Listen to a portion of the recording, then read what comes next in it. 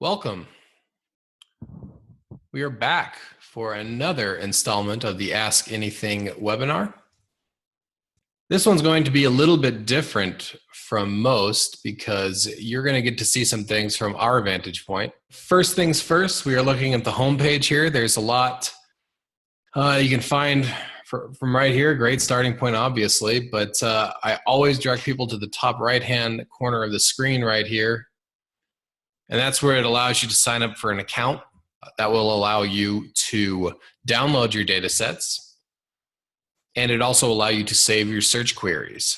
It only requires an email and a few questions about who you are, a journalist, academic, etc. What you're going to see here, some of it's only accessible if you're a researcher here. We're just trying to show you how we code things, how we standardize our data. A good place to start on that is over here. If you go to our data, open it up, and you can learn more about our classification system here. We basically have three levels of economic interest. The first, what you're looking at right now, is a broad sector. As the name implies, it's the broadest of the three. So, for example, communications and electronics. I'm going to be focusing in on this because a lot of people have been visiting our site to check out telecom contributors in light of the recent congressional vote to repeal FCC broadband privacy regulations. But of course, that covers a lot more than telecom. There's everything: telephone utilities, cable TV, printing and publishing. So obviously, this is going to include special interests that really don't have a dog in that fight. So if you go down here to telecom services and equipment, that's the industry level. That gets a little more specific, and most of the articles that have used our data to look at telecom contributors in Congress have just been using the industry level. Now, that's not to say that every single donor is going to have a vested interest in that subject. You can open that and get down to the specific business classification. Most of it is going to be telecommunications, having looked at the numbers myself. Most of it's that, but nonetheless, people are willing to throw these in as well, just to get a more comprehensive look at the industry. If you want to know more about where our classification system comes from, this link here will lead you to the North American Industry Classification System, and that's what the United States Census Bureau uses. Keep in mind that it's not an exact replica of it. We have changed things a little bit. We've even added a few. The most recent, if you open general business up, you'll find marijuana growers and product sales. We keep finding these things in our database, so we had to have a place to put them, and then we decided to just create our own new code. New part of our economy. So if we go to the home page, we're going to find those telecom contributors using the Ask Anything tool. A lot of our webinars focus on the Ask Anything tool. In this case, you're going to go to contributions from, and we're going to go to industry. First thing that you see are the broad sector overview of all economic sectors in the database. We're going to open communications and electronics up. And then I'm just going to go ahead and select telecom services and equipment. If I made the judgment call that I wanted to be more specific and just take telecom, I would select that, but excuse me, we're just going to go ahead and take telecom services and equipment. All right, now a lot of people have been looking at our data going to members of Congress. Of course, that only goes back to 2010. We're more focused on the state level. So we could change that, see what they're doing in our state capitals.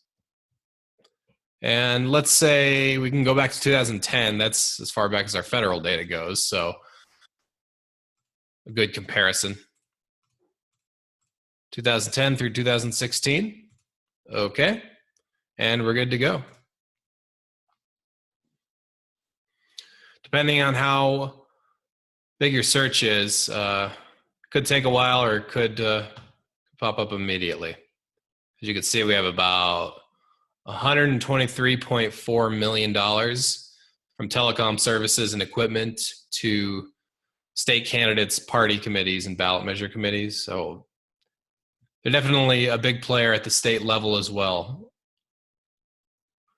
If we click down here, the contributor, this is the data navigator, we call it a way to organize all of your data. It'll sort by the total.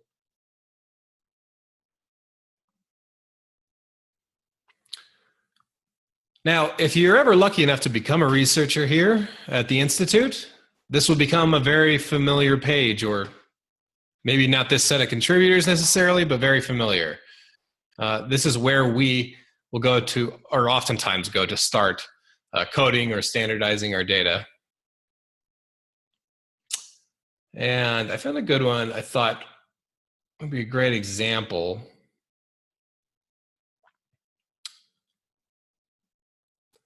We're going to do the Tennessee Cable Telecommunications Association.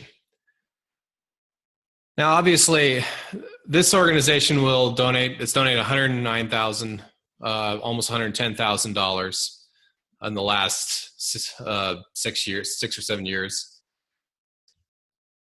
But this is all up to the candidates when they, or the parties, when they report their contributions to the state.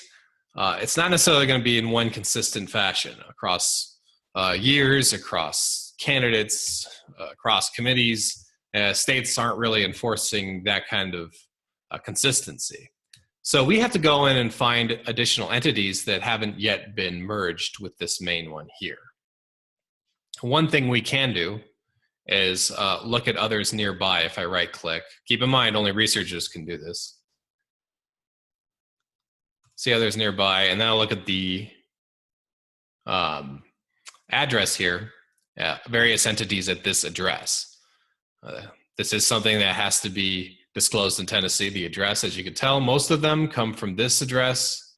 I have another one from out of here, but right away you can already see they have various ways of listing the address, which can complicate the standardization of our data. Scroll down, see, and there's also a lot of them at this address, especially if they don't specify the suite number. So right away, I already see 2 of them that need to be combined. So I have to go to edit entities.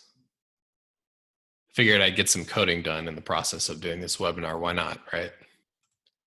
And I know for a fact, having done my research on this, Cable PAC is also part of, is the official name of their PAC. Here at the Institute, we don't distinguish between a company's PAC and the company itself, partly because it's impossible to distinguish between the two in some states, and we think it's just better for voters to see them combined. Making sure I get the one that's spelled right. And then after the system summarizes, you'll get this is the entity page. It'll combine the money that was attached to all entities right there. But sometimes it's not that simple. So I close that. Maybe they disclose something that wasn't listed on the listed at that address. One thing we can do is also look at others nearby. And obviously there are no others, but we have to get sort of creative with this. Let's say we just did cable telecom. People like to abbreviate association a lot. Then we could change it to entity location, Tennessee.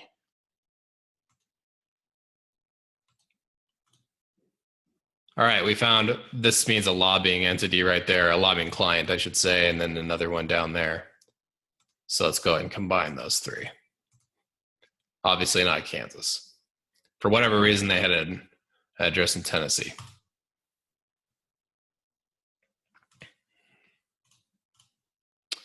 And I think it's important that we show our users this, because a lot of people might assume that the system is built to accommodate variations on names, variations on addresses, and it's not that simple. If you go to the entity page, what you're going to see here is a list of aliases. And basically, this is how the system will automatically merge entities when they're entered in our system. They may do it or they may not, depending on whether or not they match the alias. So, for example, if someone were to use this word for word in Tennessee, it would automatically, through the summarization process, just combine them. If, say, they got really lazy on their forms, filled TNCAB, remove the LE, we obviously think that's okay, that's enough.